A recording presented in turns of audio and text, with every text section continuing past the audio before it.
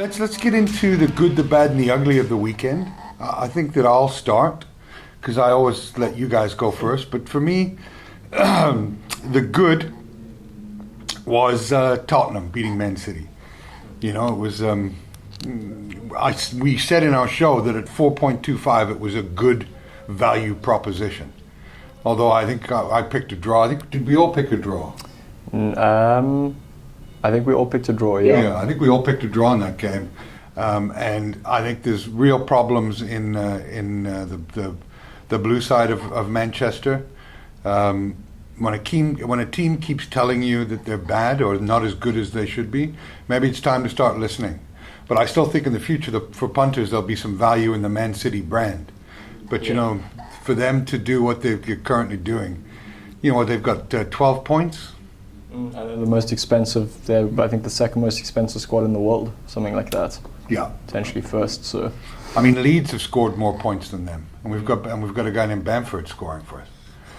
You know, and a 37-year-old Spanish guy. I mean, it just goes to show. That was for me the good, and especially as they've four wins on the trot now, playing some good football under Pep. I know I had to go, but under Mourinho, I know I had to go at him for walking off. I still don't think that changes his personality, but wow, what a feather in his cap if he could ever win the Premier League with Tottenham. Yeah, you know, that would reinvigorate his brand for sure. The bad for me, geez, where do I start? I mean, the bad for me was. Now let me get to the ugly, because I know what the ugly is. The ugly for me was Arsenal's Pepe. You know, there's just no words. I mean, headbutt, red card, really cost you guys, Arsenal fans. There's no excuse for it. Just a mist of red and a moment of madness. And also, I'm going to give another bad to Arsenal. 0 goals scored. I mean, they're about as potent as a senior citizen at a swingers convention. You know,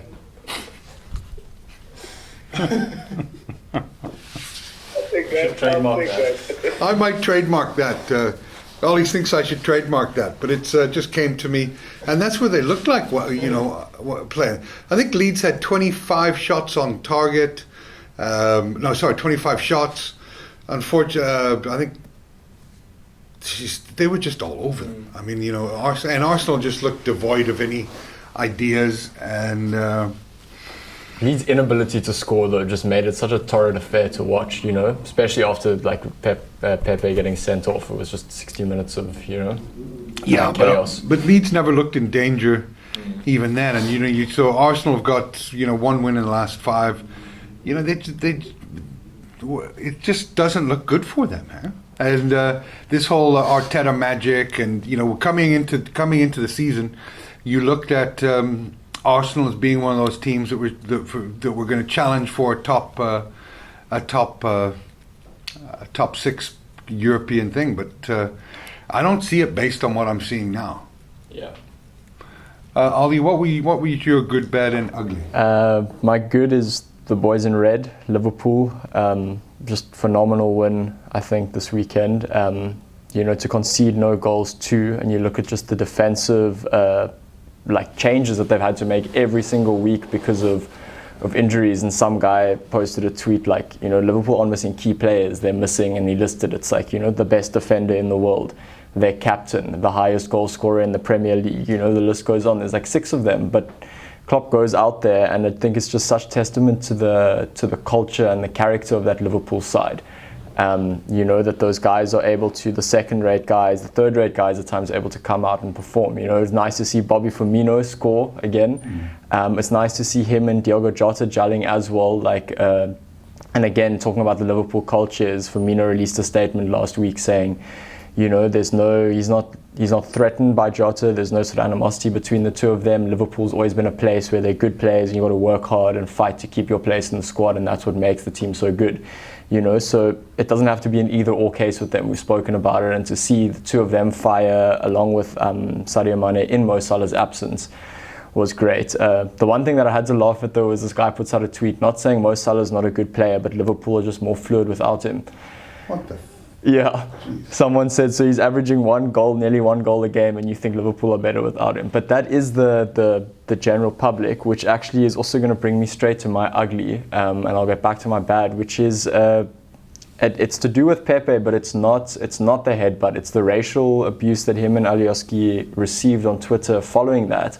And you think, if you are to abuse a guy for an error in judgment and for unprofessional conduct and behavior. But if you want to call yourself a supporter of the game, and that you've got the game's best interests in heart, and that you're a decent person, how are you coming out? I was going to say, if you just want to call yourself, if you want to call yourself a decent human being, and you come out after the game, and that is just an excuse to, to show your racist tendencies, to show your racism. It's like to jump at the mistake a player makes and calling him the kind of things they did. And an ex-player released a tweet saying, which again also goes to Twitter, and says, Twitter is supposedly protecting players, protecting people from racism, but this kind of stuff isn't monitored. This is allowed. Social media is being in my opinion, has been the catalyst for more division in the world, more hatred and more anger, and giving these morons and trolls a platform to be these.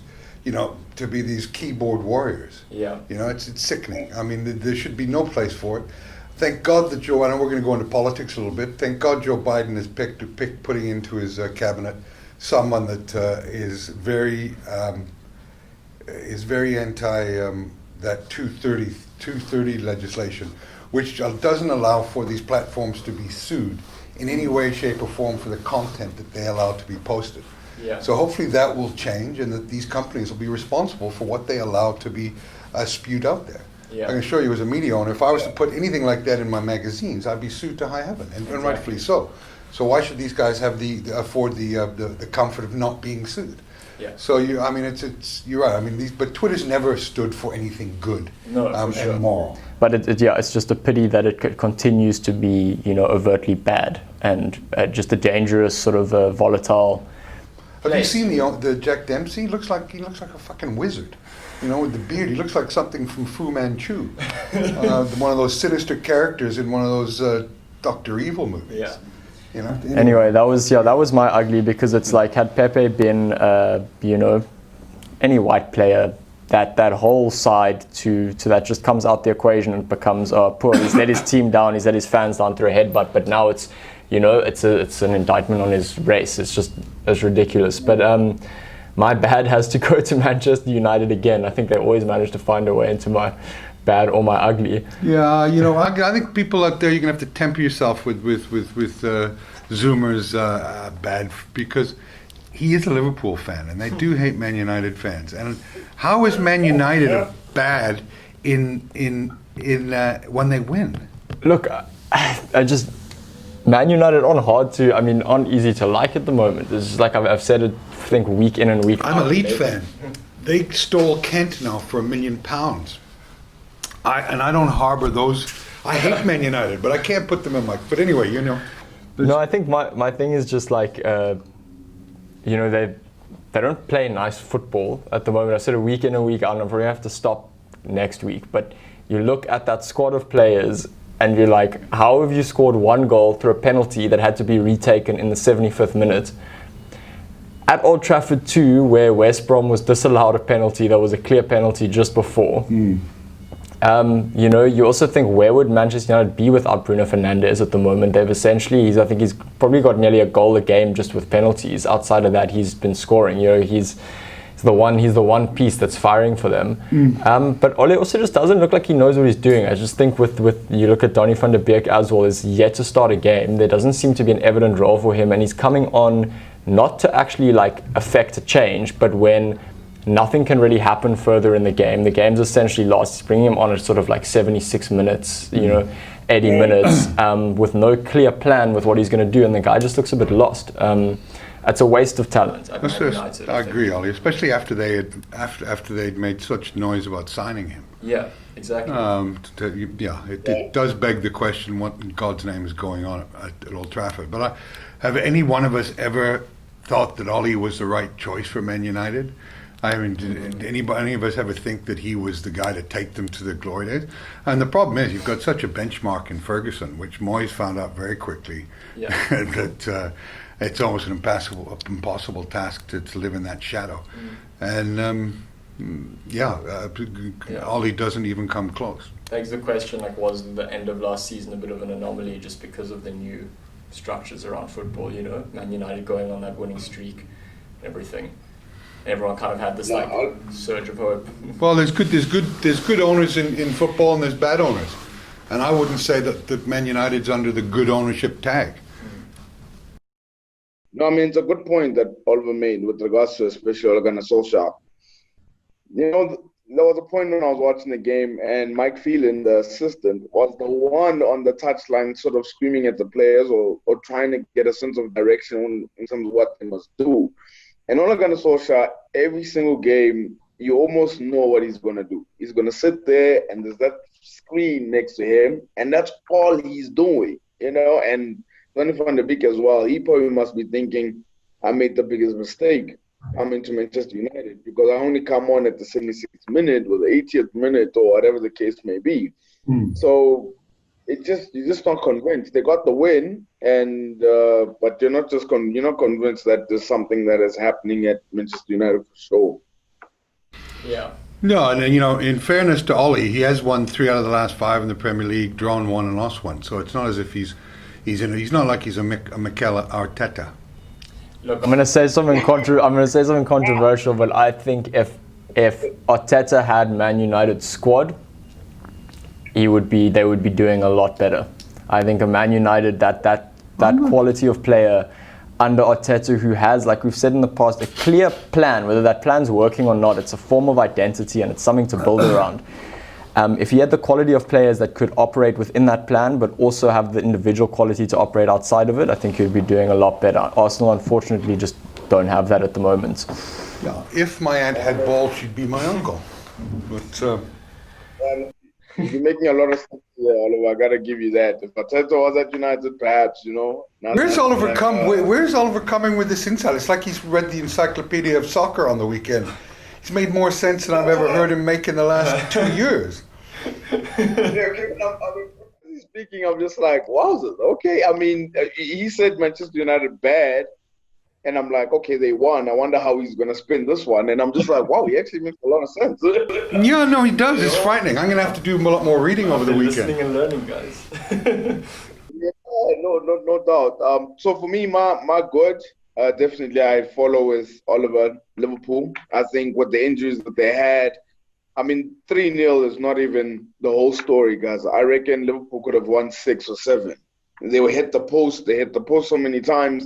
I think Johnny Evans could have scored another own goal, but they made Leicester look like they were mid-table to fighting relegation side. And people were bigging them up, talking about, oh, there's no Van Dijk and probably Vardy's licking his lips and all that stuff. And Liverpool just made it look so easy. Like it was just way too easy. And I have to give it to them in terms of my good. I think even for me, just that the performance that they put out, regardless of who's injured and who's not, I think for me, I was watching the Premier League champions. I don't care what happens next. I think for me, Liverpool are champions straight up. I don't know if there's any team that can stop this team. Regardless of who plays, they just perform so well. And Jota as well, performing without Salah, who scores almost every game per se as well. Can I ask you something? Can I ask you something before you go into your bed, Shakes? I have a brother named James that lives in Wales, in Newport, which is often described as the arsehole of nowhere. But he's a huge Liverpool fan, and he's quite a bright guy. But he said something to me the other day. He said that, I touching on the Mo Salah thing. He said that they've looked better without Van Dijk than they've looked with him. Now, I would normally dismiss this as heresy and stupidity, But when I think about some of the mistakes that Van Dijk was making in the team in the early part, is there any truth to that, in your opinion? Look, I mean, I think in terms of the fact that I think they look more sure than what we thought they would have been without Van Dijk. So I thought they probably would have conceded a lot more goals and all that stuff, but they haven't. And but the team with Van Dijk is something different. The team with Van Dijk is absolutely something different. They are a huge advantage. I think they play better with Van Dijk in the side and not without. They're dominating. The presence is there. I think maybe what your brother was meant to say was, I thought they would have conceded more goals than they had. Shakes, I agree with you. I think it's one of those things where the guys have really sort of banded together and put a lot of effort into making sure they uphold Liverpool's defensive sort of stature without Van Dijk. But you get the sense that they've done this because he's not there, you know, and a lot of the weight is put on him defensively. So you've also got to look at the context of how a player is performing amidst the other players around him. So if Van Dijk's there and week in and week out is expected to be this defensive unit, does it also then allow for the other defensive players to slack off a little bit, you know, because he's seen as the sort of marquee defensive player. So it's like without him, there's now no room for error with any of the other players. Yeah, Liverpool have just taken that sort of mantra of next man up, and you know, I reckon the Klopp will go down as the greatest, and I know they've had some good managers over the years, Shankly and these guys, but I think the Klopp will go down as the greatest manager to have ever managed Liverpool. Wow, what a clip. I think, look, he's been very good. I just obviously would like for the club to dominate a little bit more. Like let's try to keep this up for another 3 more years, and then try the whole ever do it and all that stuff. Sorry, that's. So what's your bad? What's your bad, Shakes? Sorry, I interrupted you. Yeah, my bad. Sorry, my bad. Definitely for me, my bad this weekend has to go to Manchester City. Them losing to Tottenham. Look, I know they had a goal disallowed, but something about Manchester City is just not right. I mean, we talk about Arsenal not scoring goals, but Manchester City only has 1 goal more than Arsenal. And it's like, that's Manchester City. And they were showing these statistics over the weekend to say this time last season, they had about 27 goals, I think. Right now, they only have 10. And I'm just like, what is going on? They're not able to find goals. They're very blunt as well. They move the ball a bit slower. The motivation, I don't know if it's there or not. I think they'll still finish high, but I'm not really convinced that much, honestly speaking. I'm not really convinced that much with regards to what they're going to do this season and if they're going to be a threat or not this season. Top 4, yes, but they've just been so blunt in front of goal. So that's my bad for them, and big ups to Spurs winning that one. And my ugly has to go to an Arsenal player, Pepe. I think he let the team down. I mean, don't get me wrong. I think Leeds was a better team even before that red card came in. I think Leeds was a better team, but for him to go off, and we have to also have to defend the rest of the game, and I think Leeds hit the post like 3 times or something. It put us in a bad situation, and hopefully he learns from it. He did apologize on Instagram, but he is. Oh, that makes everything all right. That makes everything all right then. As long as he's apologized on Instagram, then that's good. Yeah, no, that's good. As long as he learns from it, because there was sarcasm there. I'm being sarcastic, brother. Come on. I know. I know. What I'm saying is, I was watching the game and Alioski kept on touching him and pushing him and stuff. And in my mind, I was like, just relax, Pepe. He's just trying to get under your skin, and he eventually did. And I was just like, come on, Pepe, you don't fall for that. So. Yeah, no, he definitely needs to learn from that. And the fact that we were all calling for him to start over Willian, and he eventually gets his start, he does something like that. Yeah, I don't think we want to see him in the lineup for a while, even after the 3 games bad.